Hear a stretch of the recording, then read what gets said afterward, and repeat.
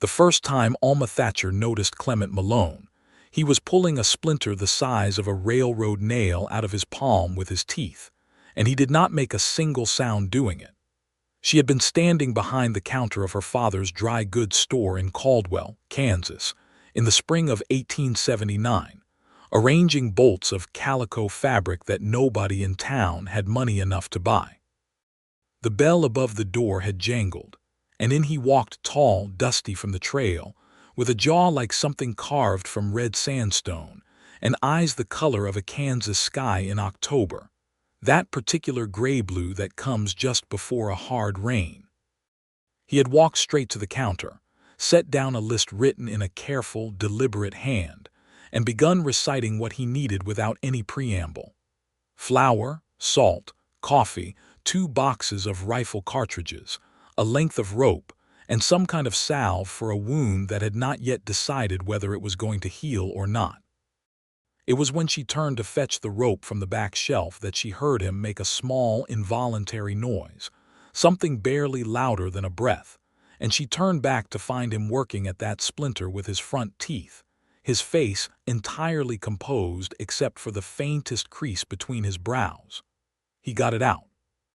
He examined it briefly, pressed his thumb against the wound until the blood stopped, and then looked up at her with those October eyes as though nothing at all had happened. "Oblige for your patience," he said. She did not know what to say to that because nobody in Caldwell said things like that. They said sorry for the wait or excuse me or just stared at her blankly while she filled their orders. She said, "You are welcome," and went to get his rope. His name was Clement Malone, and he was 26 years old, and he was the new hand out at the Garrison Ranch 4 miles east of town, the one that old man Garrison had finally hired after 2 of his boys had left for Colorado, and a third had broken his leg badly enough that he could no longer ride. Alma learned all of this from Mrs. Holt, who came in the next morning to buy thread and delivered the information along with her coins as though it were part of the transaction. Alma was 23. She had lived in Caldwell her entire life, which meant she had survived 2 droughts, 1 cattle stampede that had taken out half of Main Street, a fever that had killed her mother 4 years prior, and the slow, grinding weight of her father's grief that had settled over the store like dust that could not be swept out. She had learned to be useful. She had learned to be steady. She had learned to take up very little space and to fill whatever space was left by the people around her, and she had become so good at all of it that sometimes she stood behind that counter and felt almost entirely invisible, which was not the same thing as being peaceful, though she had spent years trying to convince herself otherwise. Clement Malone came back to the store 3 days later. He needed lamp oil and a new pair of work gloves, and he paid for them with exact change produced from a worn leather pouch, and he said thank you with the same careful deliberateness he had used before, and he left. Alma watched him cross the dusty street through the storefront window and thought nothing particular about it. Men came to town, and they came to the store and they left again. That was the nature of things. He came back 4 days after that. Twine, she thought he had said, and some kind of baking powder that Mrs. Garrison must have added to his list at the last moment, because he looked at it with the same expression a man wears when he has been handed a task he was not previously informed of. "Is she baking something?" Alma asked, more to herself than to him. He glanced up. "Mrs. Garrison is attempting a birthday cake for her grandson. She said it twice, so I expect she means it." "The baking powder is on the 3rd shelf," Alma said, pointing. "I can see it," he said. "You are looking at the wrong shelf." He looked at the shelf he had been looking at and then at the shelf she was pointing to, and then he had the decency to say, "I was not wearing my looking eyes." She laughed before she could stop herself. It was a genuine laugh, short and a little surprised, and it seemed to startle him slightly, as though he had not expected it either. He paid for his things and left. He came back the following week, and the week after that. By the time May had settled warmly over Caldwell, Alma had begun to notice the pattern the way you notice weather changing, not all at once but gradually, with a growing certainty. Clement Malone came to town every week, sometimes twice a week, and he always stopped at Thatcher's Dry Goods, and he always had a list written in that same careful hand, and he always said thank you exactly once before leaving, and he never lingered, and he never made a nuisance of himself. And yet somehow his visits had begun to feel like the most interesting thing that happened to her in any given week. She started paying attention to the small things. The way his hat brim had been shaped by years of being grabbed and adjusted, so it had that particular familiar cant to one side. The scar along the underside of his jaw, thin and pale as a river on a map. The fact that he always smelled of horse and leather and something faintly resinous, like cedar, which she found inexplicably comforting. The way he read his lists not by holding the paper up, but by laying it on the counter and looking down at it, as though reading something written in a language he wanted to get exactly right. He did not speak to her about anything beyond his purchases. He asked occasional practical questions, whether she had a specific kind of nail, whether the coffee was the ground kind or the bean kind, whether the salve he had bought last time was the one in the blue tin or the brown. He did not ask her about herself, and she did not ask about him, and this suited her fine in theory, except that she found she wanted to know things about him in a low, steady way that felt like a fire burning slow rather than bright. It was her father, Robert Thatcher, who mentioned it first. He was a quiet man since her mother died, occupied mostly with inventory and accounts, but he still noticed things. He came through from the back storeroom one Thursday morning as Clement was leaving with a bag of coffee beans and a coil of baling wire, and he stood beside Alma watching through the window. "That Malone boy is reliable," her father said. "He buys a good deal of things," Alma agreed.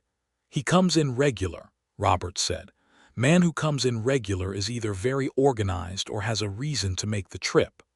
Alma said nothing to that and went back to her ledger.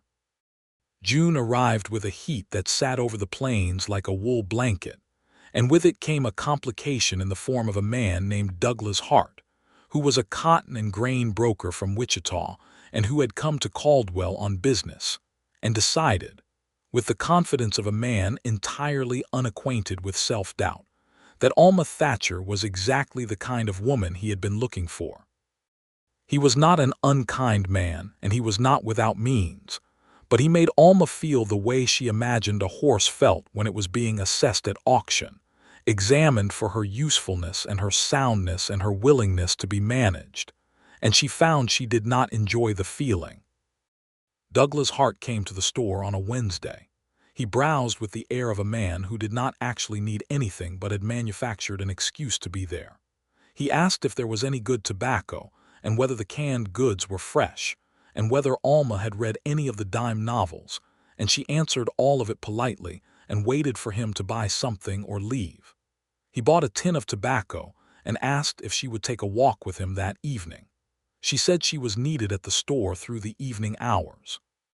He came back Thursday. He came back Friday. He bought tobacco each time, which was at least honest commerce. It was on Friday afternoon, as Douglas Hart was in the middle of explaining the general excellence of Wichita and its opportunities for a woman of Alma's, as he said it caliber, that the bell above the door jangled and Clement Malone walked in. He stopped just inside the door, read the room with those October eyes in about 3 seconds flat, and then walked to the counter with his list and waited politely, while Douglas Hart finished his sentence. Douglas Hart did not finish his sentence. He looked at Clement the way men with money look at men without it, briefly and with a kind of bored assessment, and then he said to Alma, "I will call again when you are not occupied." "I'm not occupied," Alma said. "I am working." Douglas Hart left with more dignity than he deserved. Clement set his list on the counter and looked at it without looking at her. "I do not want to be a disruption," he said. "You were not a disruption," she said. "You were a rescue." He glanced up at that, brief and direct. Something moved through those October eyes like weather moving across open country. "I did not intend it as such," he said. "I know," she said. "That is what made it one." She filled his order: salt, cornmeal, a new bridle buckle, and 3 feet of cotton rope. And when he paid, she noticed that his hands were very clean, cleaner than you would expect for a ranch hand, and she realized he must have washed before coming into town, which was a specific kind of consideration that lodged somewhere in her chest and declined to leave. He came back the following Tuesday. This time he did not have a list. He stood at the counter and looked at the shelves in a measuring way, and then he said, "I need something for a headache." She brought him the willow bark extract that she kept on the medicinal shelf, and she told him the dosage, and he listened with the specific attentiveness of a man who intends to remember what he is told. "You get headaches often?" she asked. "Only when I have been in the sun too long," he said. "I forget to wear the hat properly." "The hat with the bent brim," he looked at her steadily. "You notice my hat?" "I notice most things," she said. "It is what comes of standing behind a counter." He paid for the willow bark extract and stood there a moment longer than usual, not fidgeting, just present, and then he said, "Do you get out much? Away from the counter?" "On Sundays," she said. "I walk out to the creek if the weather holds." He nodded once, with the gravity of a man filing information carefully away. "Good," he said, and left. She thought about that good for the rest of the day in the way you turn a coin over in your pocket when you are not quite sure whether it is real. It was the first Sunday of July when she was down at Caldwell Creek, sitting on a flat rock with her shoes off and her feet in the water, watching a pair of red-winged blackbirds argue over the same patch of cattails, that she heard a horse on the trail behind her. She turned. Clement Malone was there on a dark bay gelding, and he was clearly surprised to see her there, or pretending to be, and she had not yet decided which. "This is a public creek," she said. "I know it," he said. He dismounted and tied his horse to a nearby cottonwood and then stood with his hands in his pockets looking at the water. "I was going to ride the east bank." "You are on the west bank," she observed. "I noticed," he said. He did not leave. He sat on a rock a few feet from hers, removed his boots, and set them beside him with the precise care of a man who owned one pair and intended to keep them, and put his feet in the water. They sat in silence for a while that was neither uncomfortable nor entirely comfortable, but was interesting, which she thought might be better than either of those things. After a time, she asked him where he was from, because the question had been accumulating in her for months, and it seemed like a reasonable thing to spend this silence on. "Arkansas originally," he said. "Then Missouri for a while. Then I drifted." "What made you drift?" He considered the question as though it deserved genuine consideration. "My father died when I was 17, he said. "After that the farm did not make sense anymore with just me and my brother had ideas about going west, so we went." "Where is your brother now?" "New Mexico," he said. "He has a small ranch near Taos, married, 4 children." "You did not stay." "I tried," he said. "I am better alone." She looked at him sideways. "You say that with some confidence." "It is an honest assessment," he said, and then he looked at her directly, and the directness of it was enough to make her look back at the water. Or it was, anyway. They sat for another long while, and the blackbirds settled their argument, and the creek made its small continuous sounds, and a hawk drew slow circles in the blue above them. "I have been coming to your store for 3 months, he said eventually. "4 months, she said. He was quiet a moment. "4 months, he agreed, and the repetition felt deliberate, felt like acknowledgement, felt like something she could hold. She did not ask him what he intended to say with that, because she understood that he was a man who arrived at things slowly and honestly and without drama, and that asking him to hurry would be like asking the creek to run faster. She simply waited. He did not say anything else that day. He put his boots back on, untied his horse, and said goodbye in that specific way he had, which was just her name, Miss Thatcher, spoken with a kind of care that made it sound different from what it was on paper. He came back the following Thursday. He bought lamp oil and a new tin cup, and as he was leaving he paused at the door and turned back. "Would you object to company on the creek Sunday?" he asked. "I could bring something to eat." She thought about how to answer that in a way that was honest without being too much. She landed on, "I would not object to that." He nodded once. He left. She spent the rest of the week in a state of ordinary industry that had taken on an additional quality she could not quite name, like everything was slightly more saturated. The calico bolts she arranged seemed a better blue. The accounts she balanced felt less tedious. Her father looked at her twice over supper on Saturday and said nothing, which in Robert Thatcher's language meant quite a lot. Clement arrived at the creek on Sunday with a canteen of fresh water, 2 ham biscuits wrapped in cloth, a small paper bag of dried apricots, and a folded blanket that he set on the flat rock without ceremony before she arrived. He had been there before her, which she noticed. He had come early. They ate the biscuits and the apricots, and they talked, genuinely talked, in the way she had not talked with another person in a long time, about the drought that had hit 3 counties east and whether it would reach Caldwell, about whether the railroad expansion would change the nature of the town, about a particularly stubborn calf that Clement had been attempting to doctor for 2 weeks and which had opinions about being doctored. He had a way of describing things that was very plain and very precise and somehow, within that plainness, very funny. She laughed more than once, and he watched her laugh with an expression she could not entirely read except that it was warm and careful, like a man watching something he did not want to disturb. "You are not what I expected," she said, after a story about the calf had concluded with the calf winning. "What did you expect?" "I am not sure," she admitted. "Men who come to town alone tend to be either very noisy or very closed off. You are neither of those things exactly." "I am quiet," he said. "You are quiet when there is nothing to say," she said. "That is different."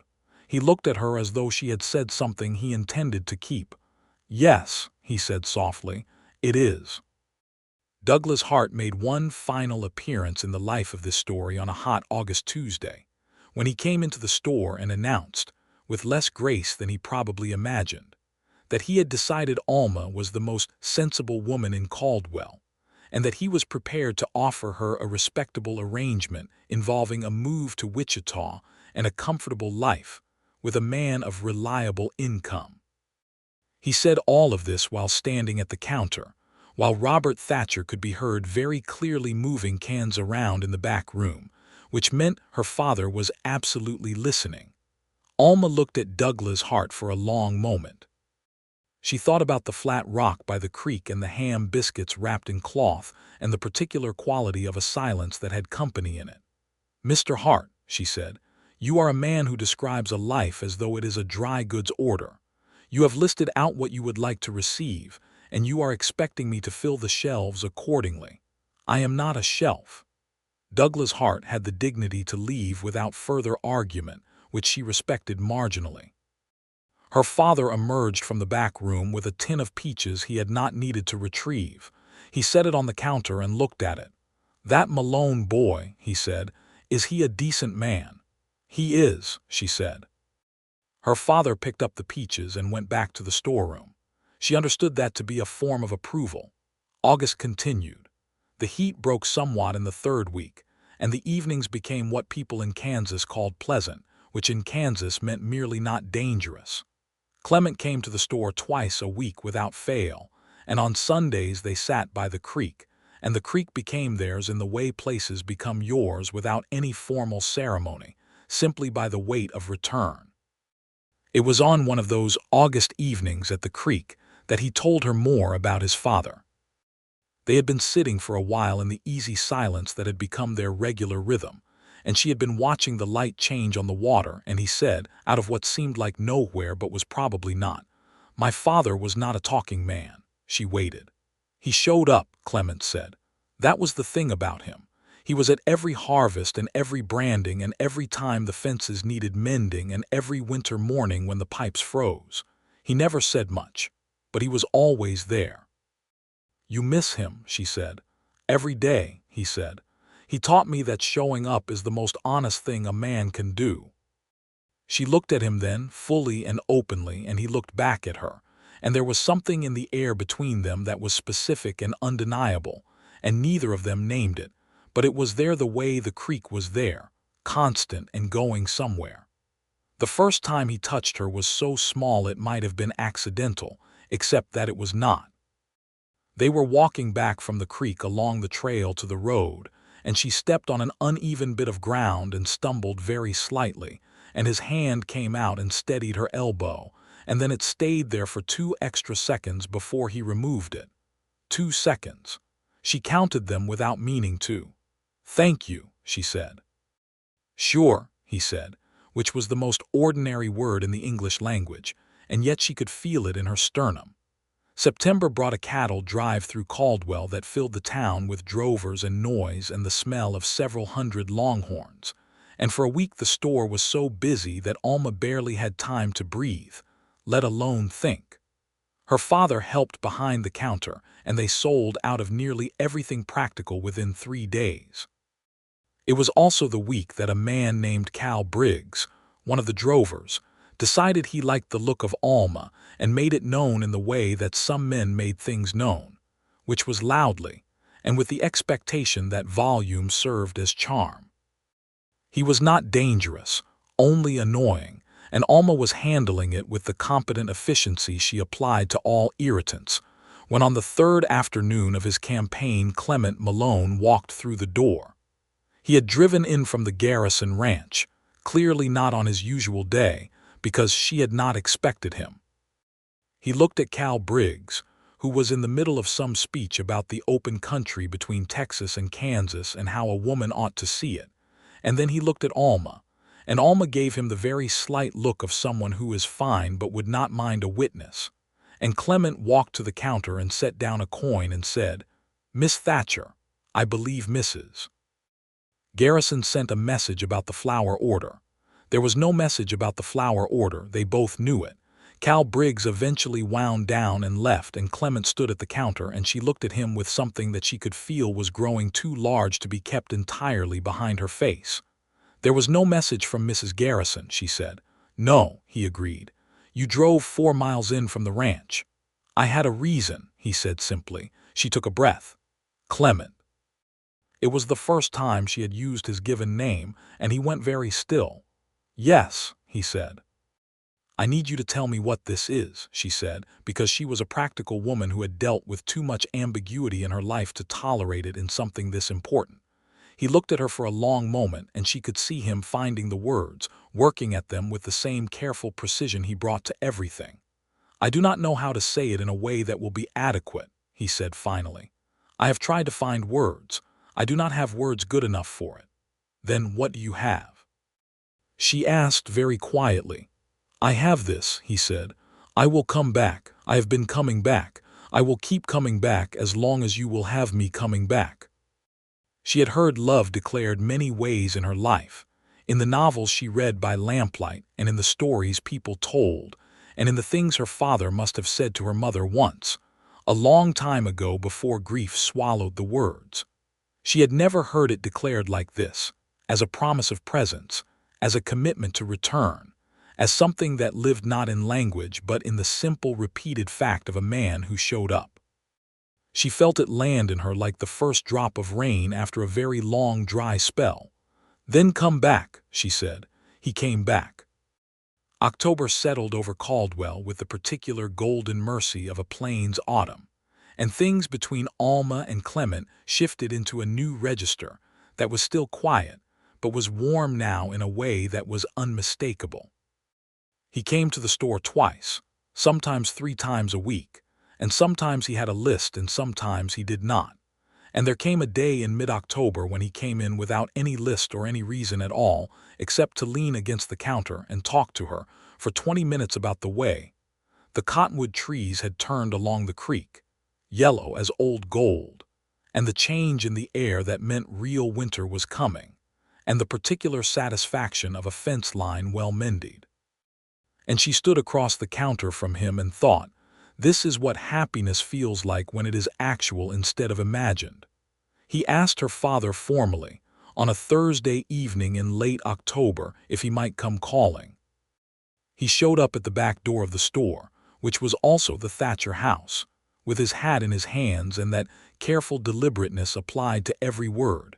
And Robert Thatcher listened and asked 2 questions: whether Clement's intentions were honorable, and whether he was a man who kept his word. And Clement answered yes to both without hesitation and without elaboration, and Robert Thatcher said he supposed that was acceptable. After Clement left, Robert sat down at the supper table and looked at his hands for a moment. "He does not waste words," he said. "No," Alma agreed. "Your mother would have liked that," he said. She sat down across from him. "She would have loved him," she said. Her father smiled, which was something she had not seen in a long time. "He comes back every time," he said. "A man who keeps coming back is a man who means to stay." The calling began properly in November.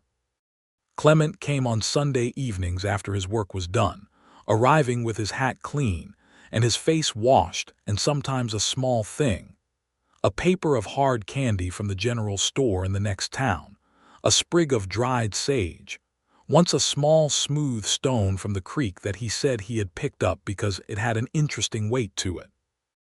The gifts were not expensive, which she did not care about, but they were observed, which she cared about enormously, because they told her he looked at the world and thought of her, and that was the thing she had been waiting for all her life without knowing the name of it.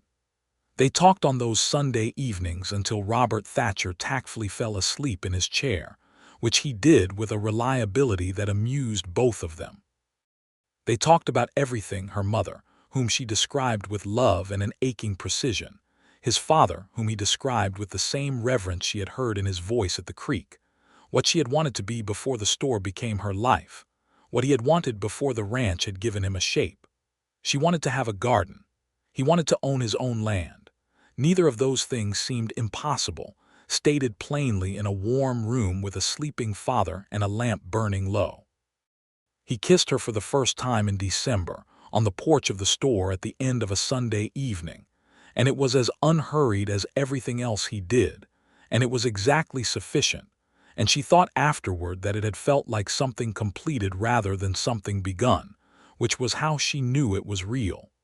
Christmas in Caldwell in 1879 was a modest affair. The town had enough but not plenty, and the cattle money had not been as good as the previous year, and there was a cold snap in the third week of December that froze the water trough solid and kept most people indoors.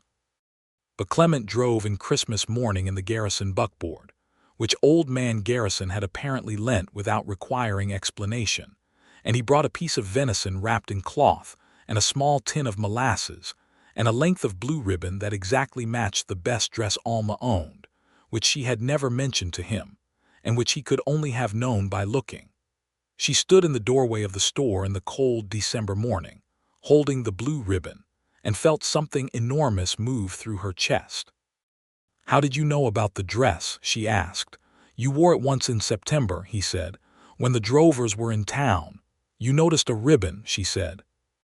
"I notice most things," he said, in the exact words she had used about herself months ago, and the echo of it was so deliberate, so perfectly placed, that she laughed and stepped forward and kissed him on the cold porch in the December morning, which was not exactly proper but which Robert Thatcher, watching from the window, appeared to have no objection to. They had Christmas dinner together, the three of them, and it was the first Christmas dinner in 4 years that had felt like a living thing instead of a memorial. And after dinner Clement and Robert sat by the stove and talked about spring planting and cattle prices with the comfortable ease of men who have reached an understanding. And Alma washed the dishes and listened to them and felt, for the first time in a very long while, that the future was something she wanted to walk toward rather than simply endure. January was cold and demanding, as Kansas Januaries always were, and the ranch work kept Clement busy through the worst of the freeze, but he still came to town every week. Some weeks it was only once, because the roads were difficult and the horses uncertain on the ice, but he always came. Once in the worst week of the cold he came in on foot, having left his horse at the edge of town, where the ice was too dangerous for the animal, and he walked 2 miles in boots that were not meant for that temperature, and he came through the door of Thatcher's dry goods looking like a man who had personally argued with winter and had not entirely won. He set his list on the counter and said, "It is cold," with the understatement of a man who had decided not to complain about a thing he had chosen. "You walked," she said, not a question. "The road was not good," he said. "You could have waited until next week." He looked at her with those October eyes, patient and direct. "I could have," he agreed, and said nothing else. She made him coffee from the pot she kept on the small stove behind the counter, and he drank it standing at the counter without removing his coat because the coat needed to dry. And she stood across from him and thought about what it meant that he had walked 2 miles in dangerous cold to stand in her store for 20 minutes before walking 2 miles back. She thought about what her father had said, that a man who keeps coming back is a man who means to stay. "Clement," she said. "Yes." "I love you," she said very plainly, because she was a woman who had decided that honesty was more important than strategy and that some things deserved to be said rather than implied. He set down the coffee cup carefully. He looked at her with an expression that was not surprise exactly but was something adjacent to it, something moved and soft that she had not seen on his face before. "I know," he said. And then, after a moment, very quietly, "I love you too."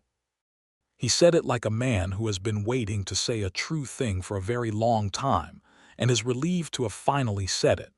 February. The store was quieter in February, and Alma used the slower hours to write letters to her aunt in Missouri and to update the store's accounts, and to sit sometimes in the late afternoons with a novel, which she had more or less given up on finishing because she kept getting to the romantic parts and thinking that none of them were quite as good as the experience of having a man walk 2 miles in the ice because he meant to see you.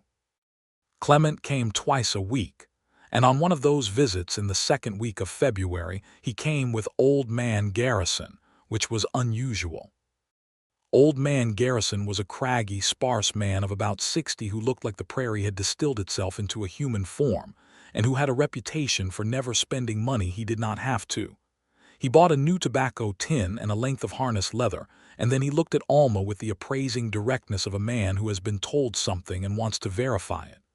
"Your father is Robert Thatcher," he said, not a question. "Yes, sir," she said. "Good man," Garrison said. "Gave me honest weight on a flour order 3 years back when the scales were off. Told me himself rather than let me walk out. Good man." "He is," she agreed. Garrison paid for his goods and then said without preamble, "Malone here has been working my ranch for 8 months. He has not missed a day of work. He has not shorted me an hour. He is the best hand I have had since my son left." He paused. "I tell you this because I expect he is too modest to say it himself." He was not wrong about that. Clement was looking at a display of bootlaces with a studied interest. Garrison left. Alma looked at Clement. "You did not tell me you were the best hand he has had," she said. "It seemed like something he ought to say himself if he wanted to say it," Clement said, still examining the bootlaces. "It was," she agreed, "but you could have mentioned it." He looked at her then. "I would rather you know what I do than what people say about what I do," he said. "There is a difference." She thought about that for the rest of the day and the day after that, and she understood that it was the same principle he applied to everything, to his love, to his loyalty, to every promise he had ever kept without announcing he was keeping it. He did not traffic in claims. He trafficked in presence. March arrived with the particular wildness of Kansas spring, wind that seemed to have a personal grievance against everything that was upright, and the first tentative greening of the plains that always made her feel like the world was reconsidering. Clement came to Caldwell on a March Tuesday, which was not his usual day, and he came to the store not with a list but with a specific look that she had learned to recognize as the look he wore when he had decided to say something significant. She sent her father to the back for no particular reason, and he went without complaint, which she loved him for. Clement stood at the counter. He put his hat on the counter beside him, which he never did, and he looked at her with that steady, direct gaze that always made her feel both exposed and safe. "Garrison is selling off part of his north acreage," he said. 40 acres on the east side of the creek. Good soil. There is a line of cottonwoods on the east boundary and the water is reliable." She waited. "I have enough saved for the purchase," he said. "Not much more than that. The house would be small at first." She waited. He took a slow breath. "Alma, I would like to build something. I would like it to be with you."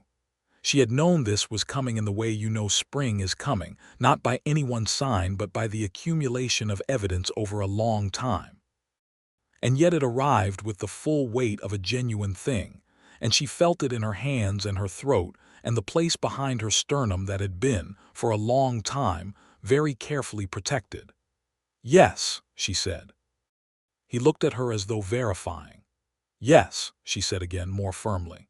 "Yes, Clement."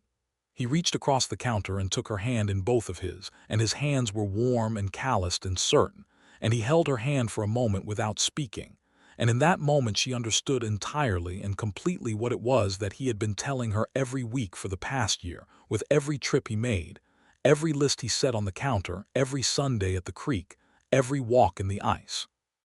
He had been saying "I choose you" over and over, in the only language he was entirely fluent in, which was the language of return. Robert Thatcher agreed. He sat with Clement for an hour that evening and he agreed. He shook Clement's hand twice, which for Robert Thatcher was a kind of celebration. They were married in April, in the small Presbyterian church on the north side of Caldwell, on a day that was cool and clear with a wind from the south that smelled like turned earth and new grass. The church was not full. They had no large families nearby, and Clement's brother wrote a letter from New Mexico that arrived the week before, and said he was sorry he could not make the journey but that he was glad for his brother's happiness, and that the news was the best thing he had read in years.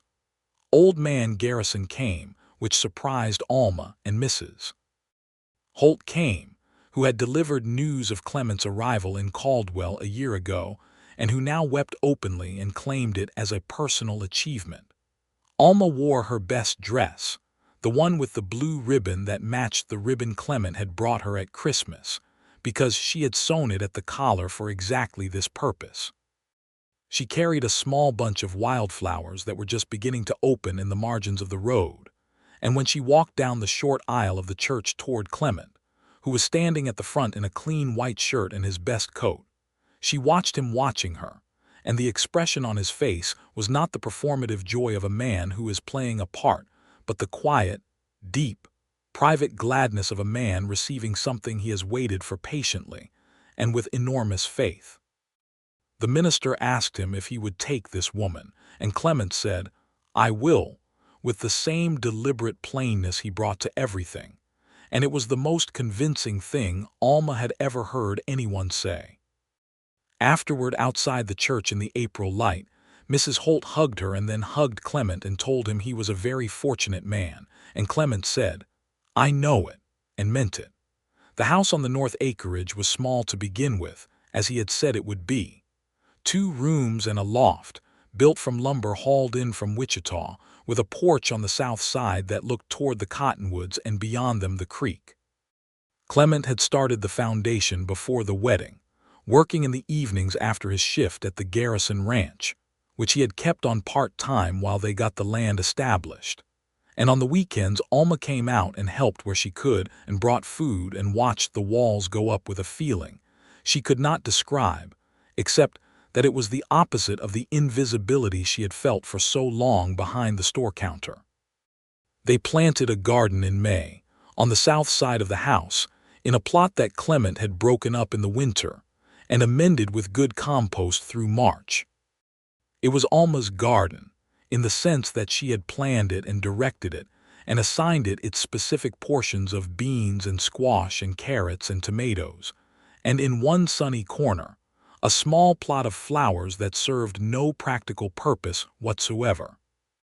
Clement dug what she told him to dig and watered what she told him to water without complaint, and when the first green shoots appeared in June, she stood in the garden on a warm morning and felt something so large she had to just stand in it for a moment without trying to name it. He still came to town. Old habits do not end with marriage. They transform. Now when he came to Thatcher's dry goods he came as her husband, which still had an unprecedented feel to it, and her father greeted him from the back room with a warmth that had been growing all winter. And sometimes the three of them ate together at the small table behind the store counter, and it felt like a family reconstituted rather than merely expanded. The summer of 1880 was long and warm, and on balance, good. The cattle market was healthier than the previous year. The garden produced abundantly, enough that Alma put up jars of tomatoes and pickled beans, and preserved plums from a tree near the creek that she had not known existed, until Clement found it on one of his fence-riding mornings. She learned to cook in a kitchen that was hers, on a stove that was hers, in a house that was growing more itself every week as she hung curtains and put down a rug, and arranged the few things she had brought from the Thatcher house on the shelves that Clement had built along the south wall. He built the shelves because she mentioned once, without much emphasis, that she would like somewhere to put her books. She mentioned it on a Monday. The shelves were there on Friday. That was the arithmetic of Clement Malone's love. In August, she told him she was expecting a child. They were sitting on the south porch in the evening when she told him, watching the last light go out of the sky over the cottonwoods, and she said it simply and directly because those were the only ways she knew how to say important things. He went very still in the way he went still when something struck him deeply, and then he turned to look at her, and his face in the fading light was a thing she knew she would remember for the rest of her life. The specific expression of a man receiving news so good he is not entirely sure his face knows what to do with it. He took her hand. He held it for a long time without speaking. When he finally spoke, he said, "Are you well?" "Very well," she said. "Good," he said. And then, after a moment, "Good." The word was doing the same work it had done a year ago when she had told him she walked to the creek on Sundays. It was carrying much more than its syllable.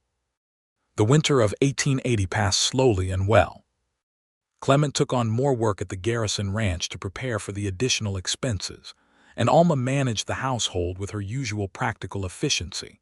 And on an evening in late February when the cold was pressing hard against the walls of the little house, she sat by the stove knitting something small, and Clement sat across from her reading the weekly newspaper he had picked up in town. And the silence between them was so full and so good that she thought, "This is it. This is the whole thing. This is what people spend their lives trying to build." Their son was born in March of 1881, on a cold, clear night with a half-moon over the cottonwoods. The midwife, a competent woman named Mrs. Ida Breck, who had delivered half the children in Sumner County, came and did her work with excellent efficiency, and Clement sat outside the bedroom door for 3 hours in a state of contained, disciplined terror that he was managing with everything he had. When Mrs. Breck opened the door and told him he could come in, he crossed the room in 4 steps and knelt beside the bed and looked at Alma and the small, dark-haired creature she was holding, and he pressed his forehead very gently to her temple and stayed there for a moment, and she could feel the long exhale of his relief, all that held fear releasing at once. "He is well," she said. "We are both well." "I know it," he said. "I just needed a moment." They named him James after Clement's father, James Robert Malone, the second name for her father, who came out from Caldwell the next morning and held the baby with the stiff, careful tenderness of a man who has not held an infant in many years and is surprised by how quickly he remembers the way of it. "He has your eyes," Robert said to Clement. "He has her mouth," Clement said, "which means he will have opinions." Alma, who was tired and happy and slightly outraged, said, "I am in the room." James Malone proved to be exactly the kind of baby that seemed to have arrived with a clear sense of his own preferences and a willingness to communicate them at volume. He was a healthy, robust child who slept in the loft in a cradle Clement had built during the winter months, working by lamplight in the evenings. The wood joined and sanded to a smoothness that was frankly unnecessary for a cradle, but that was the kind of man Clement was. He did not half-do things, and especially not things that mattered. The spring of 1881 brought with it new developments in Caldwell that altered the shape of the town. The railroad had been extending its reach through the southern Kansas plains, and the cattle drives that had defined the town's economy were beginning to shift and change. There were conversations in the town about the future, about whether Caldwell would remain a cattle shipping point or transform into something else. And those conversations had the edge that frontier conversations often have, because the frontier does not permit comfortable ambiguity for long. Clement bought an additional 20 acres from Garrison in the summer of 1881, on the south side of their existing parcel, with water access and good grassland, and he began building a small cattle operation of his own, starting with 6 head that he had acquired through a careful arrangement with a rancher passing through who was willing to trade 2 of the animals for labor. He worked the Garrison ranch in the mornings and his own land in the afternoons and evenings, and Alma ran the household and the garden, and cared for James and kept accounts for their small operation with the same competent steadiness she had brought to her father's store.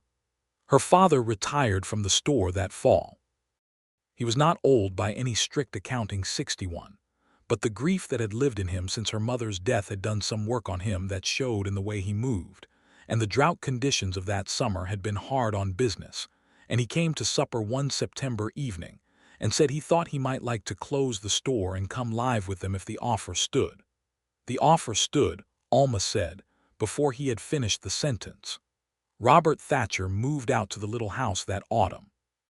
Clement built an addition onto the south side of the house, another room, with its own small window in the 6 weeks between the end of the harvest and the onset of the hard freeze, working with a methodical urgency that left him exhausted every evening, but produced by October a room that was snug and sufficient and fit for a man who needed to be among family. Having her father in the house felt, at first, like an adjustment, and then like the most natural thing in the world. He was easy to live with, much easier than she had expected, because grief had made him quiet, but proximity to his daughter and her husband and his grandson made him, not loud, nothing so dramatic as that, but present again in a way he had not been since her mother died. He played with James on the floor in the evenings with a wooden horse that Clement had carved during the long winter nights, and James had opinions about the horse that he expressed through a series of enthusiastic sounds, and Robert would respond to each of these sounds as though they were perfectly coherent, which James clearly found appropriate. 1882 arrived with a hopefulness that the previous years had been building toward. The land was doing better. Clement's small cattle operation had grown to 14 head, and he had made a good deal with a buyer in Wichita who came through every spring and summer and took beef at a fair price. The garden was larger, and Alma had learned the particular science of what grew where on their piece of land, which plants the creekside moisture benefited, and which ones needed the higher, drier ground near the house, and she had expanded the flower plot that served no practical purpose into something that Clement, passing it on his way to the barn, occasionally paused to look at with an expression that was a quiet form of affection. James learned to walk in the spring of 1882, with the sturdy, determined gait of a child who has decided that the ground is an obstacle to be managed rather than a support to be relied upon. He careened around the house and the yard and the near paddock with a fearlessness that made his mother anxious and his grandfather delighted, and his father watchful in the particular way that Clement watched everything he loved steadily, without fuss, always ready. There was a morning in the early summer of 1882 when Alma was working in the garden and James was sitting in the dirt nearby doing whatever it is that children do with dirt, which is apparently an inexhaustible occupation, and she heard the barn door and looked up, and saw Clement come out and walk toward the house and then change direction and come toward the garden instead, as he often did in the mornings when his first tasks were done, to check on whatever needed checking on, which was usually her. He crossed the garden plot in his deliberate, unhurried way and stopped beside her and looked at the row of beans she had been staking and said, "The east end is ahead of the west." "The east end gets more morning light," she said. "I can put up a partial shade on the west side," he said, "if you think it would help even the growth." You would do that. I would, he said. James, from his position in the dirt, said something that was not quite a word but had the force of one. And Clement looked down at him and then crouched to his level and looked at whatever James had decided to show him, which was a beetle. And he examined the beetle with the same serious attention he brought to fence lines and cattle and the contents of the store shelves. Standing above them in her garden with the morning sun coming across the cottonwoods, Alma felt something she could not name for a moment, and then she named it. It was the knowledge that she was exactly where she was supposed to be, living the life that had been waiting for her before she knew to look for it, and that the man crouching in the dirt discussing a beetle with her son was the reason for all of it, not because he had said beautiful things or made great promises, but because he had come back, day after day and week after week and year after year, in the rain and the cold and the August heat, and each return had been the truest thing he could have said. She thought about the counter at Thatcher's Dry Goods. She thought about the first time he had walked in with that splinter in his palm. She thought about the flat rock at the creek and the ham biscuits wrapped in cloth. She thought about walking 2 miles through the ice and building shelves in a week and a cradle sanded to unnecessary smoothness and a room added onto a house in 6 weeks because her father needed somewhere to be. "Clement," she said. He looked up from the beetle. "I want you to know," she said, "that I know." He was quiet for a moment, understanding her the way he always understood her, which was fully. "I know you know," he said. "I am saying it anyway," she said. "Because some things deserve saying." He stood up, still holding James, who had decided the conversation was interesting enough to require elevation. He looked at her across the garden row. "All right," he said. "All right," she agreed. He reached out and tucked a strand of her hair behind her ear with the back of his knuckle, which was a gesture he had developed over 3 years of marriage and which she never tired of. And then he handed James to her and went back toward the barn. And she watched him go and James watched him go. And the morning was warm and the beans were growing and the cottonwoods were green along the creek. And life was very specifically good. The autumn of 1882 brought news from the east that changed the commercial nature of the cattle trade through Caldwell considerably. The railroad routes were shifting, and several large cattle operations that had been driving through the Kansas plains were redirecting to other shipping points, and there were men in Caldwell who were anxious about what it meant for the town. Clement was among those who understood that the frontier economy was not a fixed thing, that it moved the way water moved, and that you needed to move with it or be left in a dry spot. He spent a fall evening going over the account books with Alma at the kitchen table, the lamp pulled close between them, and they made plans together the way they had always made plans, which was honestly and without fantasy, taking the numbers as they were, and deciding what was real and what was possible and what needed to change. They would reduce the number of cattle and increase the acreage of crops. They would look at diversifying into pigs, which had a more reliable local market. The garden surplus would be properly sold rather than given away, because Alma had been giving away tomatoes to half the county out of an abundance of generosity and a mild indifference to profit that Clement did not want to discourage but wanted to redirect. "I could sell at the market," she said, meaning the regular Saturday market in Caldwell. "You could," he said. "You would be very good at it." "I know the prices," she said, in the tone of a woman who has been tracking prices since she was 14. "You know everything about prices," he agreed. "And you like talking to people, which I do not." "You are talking to me right now," she pointed out. "That is different," he said, in a tone that made it perfectly clear what was different about it. She smiled and bent back over the account book. "We will be all right," she said. "It will be a tighter year, but we will be all right."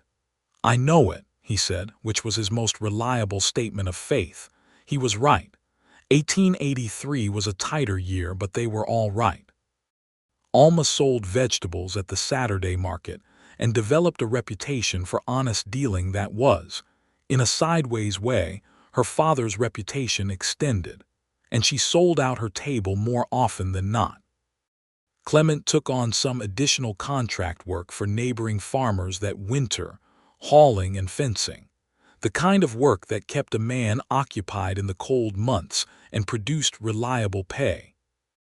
Robert Thatcher made himself useful in the house and with James, who was now old enough to have real conversations and who had inherited his mother's opinions and his father's deliberateness in roughly equal measure, which produced a child of 3 who would stand very still and then say something entirely considered and usually accurate.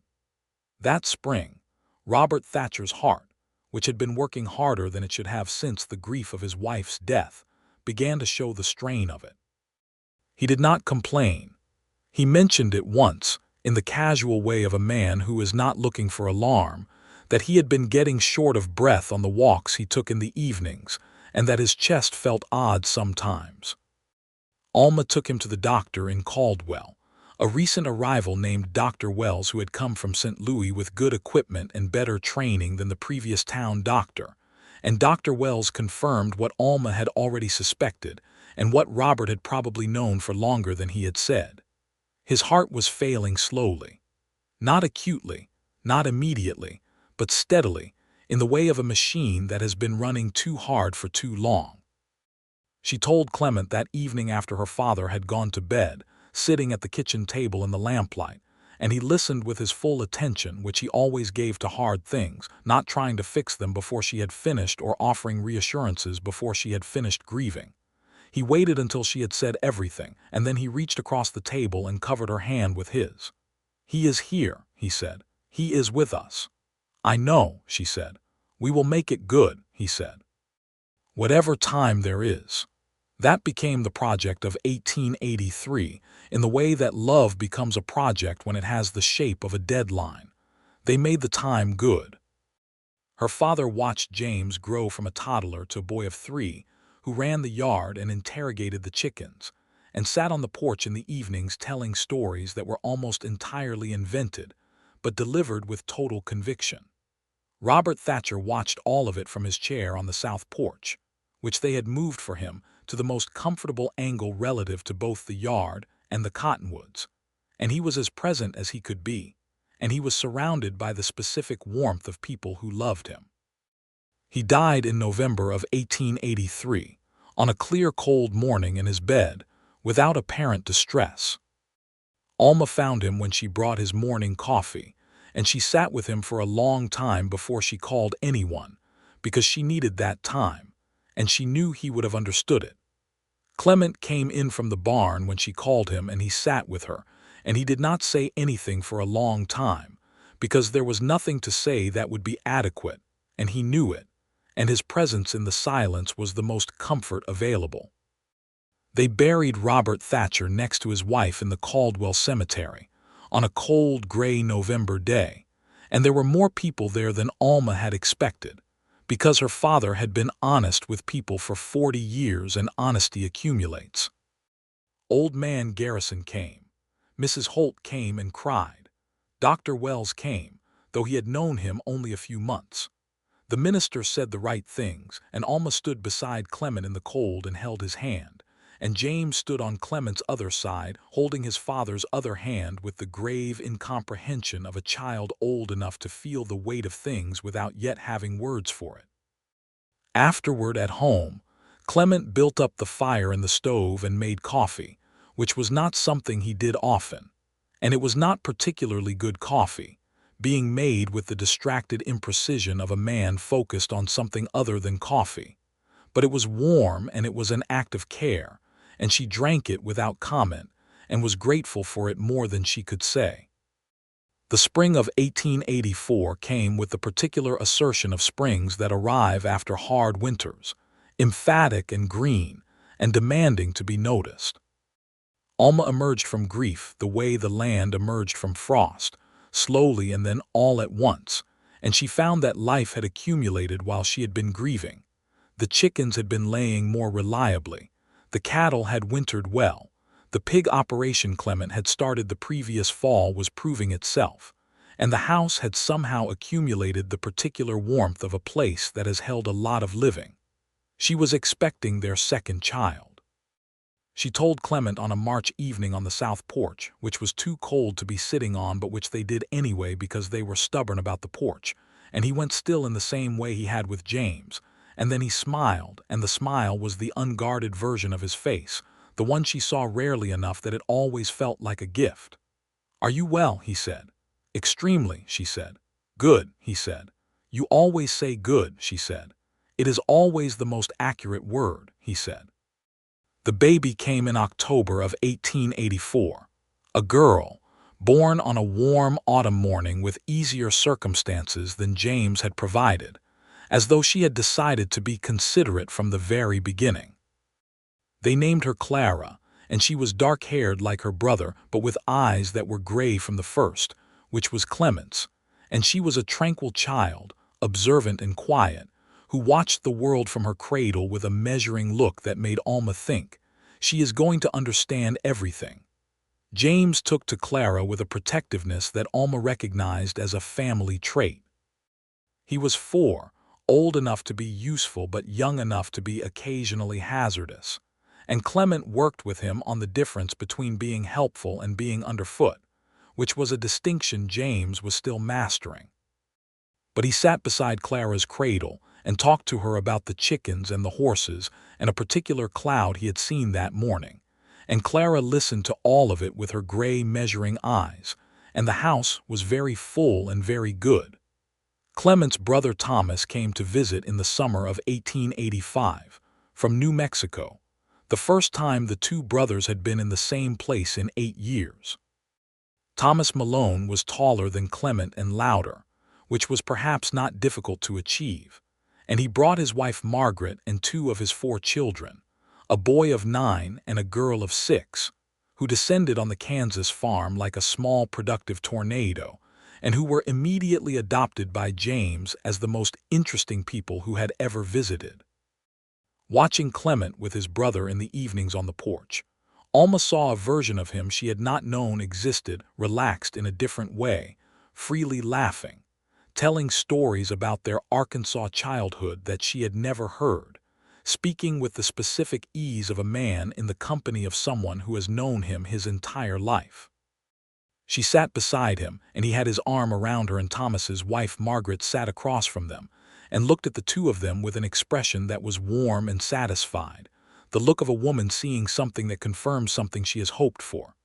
"He wrote about you before you were married," Margaret told Alma privately, over the kitchen table while the men were outside. "He does not write many letters," Thomas says, "and he says the ones Clement writes are short, but he wrote 2 pages about you." 2 pages, Alma said. "He described the store," Margaret said, "and the creek, and the blue ribbon." Alma was quiet for a moment. "He is not a man who says things easily," she said. "No," Margaret agreed, "but he means every word of the things he does say," Thomas says, "even the written ones." She paused. "You are happy." "I am," Alma said. "Entirely." "I can see it in him," Margaret said. "He looks like a man who has found the shape his life was supposed to be." That description stayed with Alma because it was the most accurate one she had ever heard applied to Clement Malone. He had found the shape his life was supposed to be. And it was this land, this house, this garden, this family, this woman who had stood behind a counter and noticed his hat, who had waited at a creek on a Sunday and let him sit beside her, who had said come back and meant it, and who had been given, every day since, the particular gift of a man who took that at its fullest meaning. Thomas and Margaret left in August, after 3 weeks that had been the most alive the little house had ever been. James cried when the cousins left, which was unprecedented and dignified, and Clara watched the departure from the porch with her gray eyes and seemed to be cataloging it. Clement shook his brother's hand and then pulled him into a brief, hard embrace that was over quickly, because that was how the Malone brothers managed feeling. The years settled into themselves with the comfortable weight of good things. 1886, and James was 6 and in school in Caldwell 3 days a week, making the drive in with Clement on market days and riding home with an accumulation of information about arithmetic and history and the other children in his class that he delivered at supper with great thoroughness. Clara was 2, walking, opinionated, already demonstrating the capacity for focused attention that made her seem simultaneously very old and very young. The farm was stable. Not prosperous by the standards of the men who owned hundreds of acres, but solid, producing reliably, run by people who understood the difference between what they needed and what they wanted, and who had most of what they needed and enough of what they wanted. A storm came through in the spring of 1887 that knocked down the north corner of the barn and took out most of the east fence line and deposited a tree across the creek in a way that altered the water flow toward their land. Clement spent 3 weeks repairing the damage, and several neighboring farmers came to help with the barn corner, because that was still the way of the frontier, where disaster was collective even if ordinary life was individual. Alma cooked for everyone who came and managed the logistics of repair the same way she managed everything, with a practical competence that made things happen without drama. When the last neighbor had gone and the fence was back and the barn was sound, Clement stood in the yard at dusk looking at his repaired land, and Alma stood beside him, and he put his arm around her shoulders and she leaned against him, and they stood there for a while watching the light go out of the sky. "It holds," he said. "It does," she agreed. "Whatever comes," he said, "it holds." She understood that he was talking about more than the barn. In 1888, James was 8 and Clara was 4, and Alma discovered she was expecting again. This third pregnancy was the most comfortable of the 3, which she took as the body's particular wisdom about what it was doing. She told Clement on the porch, which had become the traditional venue for significant announcements, in the October light, and he held her face in his hands briefly and looked at her, and she saw in his eyes the whole accumulated weight of what they had made together, the land, the children, the years, the love that had never been loud but had never once been absent. "Good," he said. She laughed. "You have been saying good to the best news of your life for 9 years." "I have a limited vocabulary for things this large," he said. "No," she said, looking at him with everything she had. "You have one word, but you mean the whole language." He kissed her in the October afternoon, on the south porch, with the cottonwoods going gold along the creek, and the smell of turned earth from the garden and the distant sound of James telling Clara something important about horses. And it was the same kiss it had always been, unhurried and entirely sufficient, the kiss of a man who has nowhere else to be because he has already arrived. The third child was born in the early spring of 1889, another boy, who arrived with James's lungs and Clara's measuring eyes and his own particular quality of solidity, of being simply and emphatically present from the first moment. They named him Robert for her father, and the naming felt right in a way that good things sometimes do, circular and complete. Caldwell continued to change around them through those years. The cattle drive era was genuinely ending by the late 1880s, as the railroad expanded and the long drives became less economical and the open range was fenced and reduced. The town was adapting, becoming more agricultural, more settled, more permanent in the way that frontier towns either became permanent or became ghosts. The Malone farm was well positioned for the agricultural economy, and Clement's careful management of the land and the livestock through the lean years had put them in a position to grow modestly as conditions improved.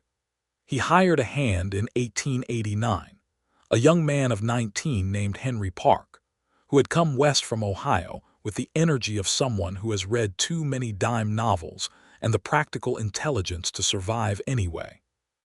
Henry was awkward and enthusiastic, and worked with a willingness that compensated for his frequent errors, and Clement was patient with him in the specific way he was patient with everything that needed time, which was the same patience he had applied to fences and cattle and love. Alma liked Henry, who was honest and who had a quality of earnest inquiry about the world that she found engaging.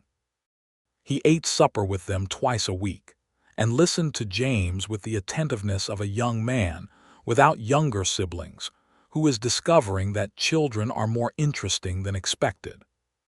He stayed on for 3 years, and when he left in 1892 to try his own claim on some Kansas land that had become available under the new settlement terms, he shook Clement's hand and then Alma's, and he said, "I want to have what you have," with the simple directness of someone who has been watching closely and knows what he has seen.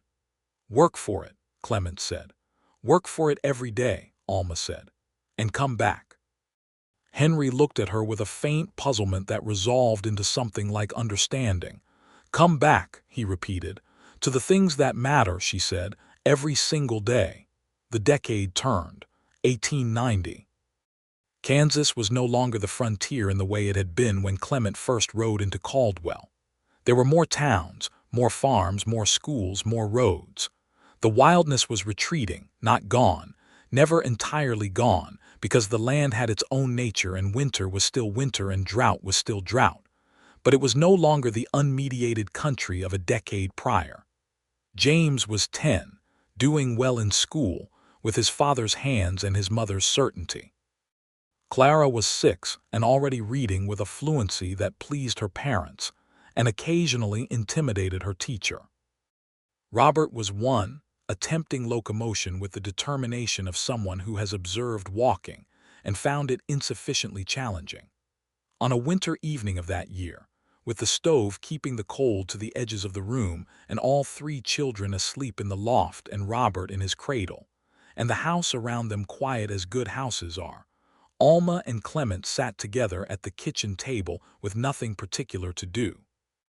This was a rare condition, and they appreciated it with the appreciation of people who know how rare it is. Clement was doing nothing, which was something he could do entirely without restlessness, in the way of a man comfortable in his own company. Alma was looking at the account book but not reading it because she did not need to check the accounts, she simply needed something to look at while she thought. After a while she said, "Do you remember the first time you came into the store?" "March," he said. 1879, 4th day of the month. She looked up. "You remember the date?" "I remember it," he said. "Why?" he considered. "Because it was the first time I saw you," he said. "And I knew, by the time I walked out of that store, that I would be coming back." She looked at him across the lamplight, across the kitchen table, across 11 years and 3 children and a farm and 2 gardens, and a storm that had taken the north corner of the barn and a father buried in November, and a creek with a flat rock, and a pair of red-winged blackbirds and 2 ham biscuits wrapped in cloth and a blue ribbon and a small smooth stone from the creek that had an interesting weight to it. She looked at him and he looked at her. "You never told me that," she said. "I showed you," he said. She had known that. She had always known that. But hearing it stated, even so plainly, felt like something large settling into its final and correct position, a thing that had been building for a very long time coming quietly to rest. "You showed me every day," she said. "Every day I could manage," he said. "Some days the roads were bad." She laughed, and he watched her laugh with that warm, careful expression, and then he reached across the table and took her hand the way he had taken it at the counter years ago, with both of his, warm and calloused and certain. Outside the little house, the Kansas winter pressed at the walls, indifferent and ancient.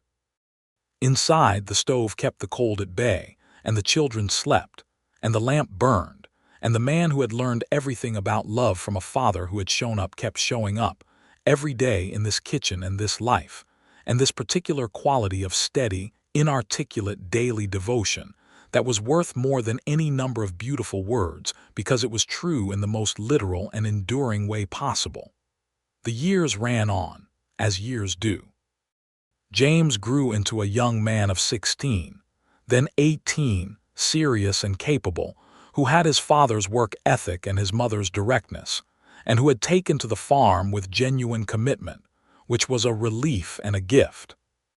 Clara was 14 and reading everything she could obtain, which in Kansas in the mid-1890s was not an enormous quantity, but was enough to give her ideas about the world that she delivered at the supper table with a confidence that Clement quietly enjoyed, and which Alma recognized as her own young self in a more fortunate set of circumstances.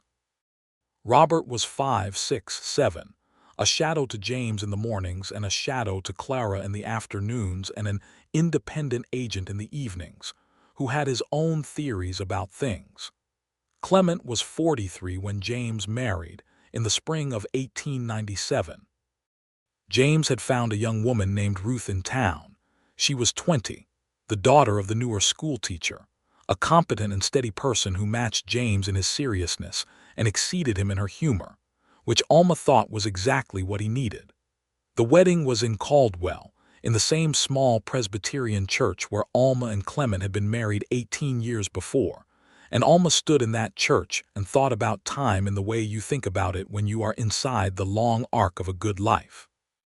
Clement walked James to the front of the church and shook his hand at the altar, and there was a moment between them, brief and complete. That was the language of men who show their love in presence and gesture rather than declaration. James looked at his father and his father looked at him, and then Clement stepped back and James waited for Ruth. And Alma, watching from the front pew, felt something that was partly the specific ache of a child grown, and partly the deep satisfaction of knowing that what they had given James was not just life and care, but the knowledge, absorbed through years of watching, of what love actually looked like when it was real.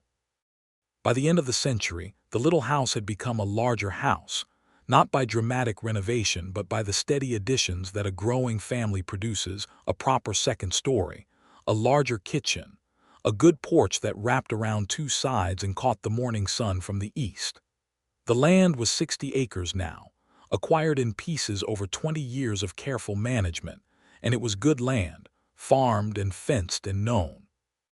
Clara went east to teach school, which she had been planning since she was 12 with an unwavering intention that neither of her parents had any inclination to oppose. She left in 1898 at 20 for a teaching position in a town near Topeka, and Clement drove her to the Caldwell train station in the wagon and stood on the platform with his hat in his hands watching her board, and Alma stood beside him, and Clara leaned out the window of the train car and looked at both of them with those gray eyes that had always seemed to understand more than they let on. "I will write," Clara said. "You will come back," Alma said. "Every time you can." Clara smiled, and in that smile was everything she had observed in this house and this family for 20 years, all the evidence she had been accumulating about what mattered. "Yes," she said, "I will come back." The train left. Clement and Alma stood on the platform until they could not see it anymore, and then they walked back to the wagon side by side, and he helped her up with the steadiness he had always had, and they drove home through the Kansas evening with the particular companionable quiet of two people who have been talking to each other for 20 years and are comfortable in all the registers of it. "She will be fine," he said. "She will be exceptional," Alma said. "Yes," he agreed. Robert was in the yard when they got back, doing something with a piece of rope that was either practical or creative. It was difficult to tell with Robert. He looked up as they drove in, and then came to take the horse with the proprietary ease of a boy who has grown up around horses and considers them reasonable conversationalists. Clement climbed down and helped Alma down and stood for a moment in the yard, looking at the house, at the garden larger now, more established, with roses along the east fence that she had planted 3 years ago, and that had become magnificent in a way she had hoped for but not entirely expected. He looked at it the way he had always looked at things he valued, steadily and without sentimentality, simply taking the full account of what was there. "Well," he said. "Well," she agreed. He took her hand, and they walked toward the house, and Robert and the horse went to the barn, and the evening settled over the Kansas plains with its usual enormous gentleness, the sky going from blue to gold to the particular dark rose that appears just before night, and the cottonwoods along the creek turned silver in the last light, and the house was warm, and everything that mattered was exactly where it was supposed to be. The 20th century came to the Malone farm in Kansas with the same long January dawn that it came to everywhere else. Clement was 47, Alma was 44, Robert was 11. James and Ruth lived a mile and a half down the road, in a house that James had built on the parcel of Malone land that Clement had set aside for him, set aside without announcement, simply notated in the deed with the deliberate precision that characterized everything Clement ever did. James and Ruth had given them a grandson in 1899, a boy they named Clement, which surprised the elder Clement considerably, and which Alma had been entirely unsurprised by, because she had known James well for 21 years and understood that he operated from the same instinct as his father, which was to say the things that mattered through the things he did rather than the things he said. Naming his son after his father was James's version of a speech. Little Clement was 1 year old in the new century, a solid, determined child who looked extremely like his grandfather and who already had, his grandmother thought, that quality of careful attention, of measuring the world before responding to it. Alma and Clement sat on the south porch of the big house in the early spring of 1900, in the particular warmth of a Kansas spring afternoon that has not yet declared its temperature, but is leaning toward comfortable. She had her hands in her lap. He had his beside him. The view across the south field to the cottonwoods had not changed in 20 years, except that the cottonwoods were taller, which gave them a different quality of grandeur, and the near fence was better maintained, which gave the view a quality of order. 40 acres, she said, thinking about the north acreage Garrison had sold him in 1880, the first piece. Started with 40, he said. And look at it, she said. He looked at it. Good land, he said. Good life, she said. He turned to look at her, and she looked at him. And there was in this exchange, as there had always been in their exchanges, a fullness that required nothing added to it. His face had lines now that the years had put there, and his hair had gone gray at the temples, and his hands were the hands of a man who had spent 20 years building things, which is not a gentle occupation for the hands. But his eyes were the same, that October gray-blue, steady and direct and warm with the particular warmth of a person who is entirely at home where they are. I never told you, he said. She raised an eyebrow. Not in words, he said. You told me, she said. Every day. I know, he said, but some things deserve saying. She recognized her own words from that morning in the summer garden, 20 years ago or thereabouts. He had held them all this time. He took a slow breath and looked at her with everything he had, with all the evidence of all the days he had come back through frost and drought and grief and joy and ordinary Tuesdays and extraordinary marches, and the middle of the night when a child was sick, and the mornings of every spring when the land asked for him and he gave himself to it, and then came back to her. I love you, Alma, he said. I have loved you since the 4th day of March in 1879. She felt it land in her, the way things land when they are entirely true, and have always been true, and will continue to be true regardless of whether they are spoken. She felt it in her hands and her throat and behind her sternum and in the long, deep place where the steadiest things live. I know, she said. I have always known. He picked up her hand and held it in both of his, warm and calloused and certain, the same hands that had steadied her on an uneven path 20 years ago, the same hands that had built shelves in a week, and a cradle sanded to unnecessary smoothness, and a room in 6 weeks, and a fence repaired after a storm, and all the 10,000 practical acts of love that do not require a name because they are already their own name. Robert came out from the house with a piece of bread and a look that suggested he had questions about the horses, as he almost always did, and he stood at the edge of the porch eating his bread and looking at his parents with the benign indifference of a boy surrounded by love so constant he has never had reason to notice it, which is the best thing that can be said about any love. The spring deepened. The land was green. The cottonwoods along the creek were the color of new money, bright and specific. Somewhere up that creek there was still a flat rock wide enough for 2 people to sit on with their feet in the water, and the red-winged blackbirds were back, and the water was running clear from the winter snowmelt. Everything they had planted was growing. Everything they had built was standing. And the man who had learned love from a father who showed up was still showing up, every morning, every evening, Every ordinary day and every day that was something more than ordinary, in this yard and this house and this life that was entirely, specifically, enduringly theirs. He did not tell her he loved her with words. He told her by coming back every single day.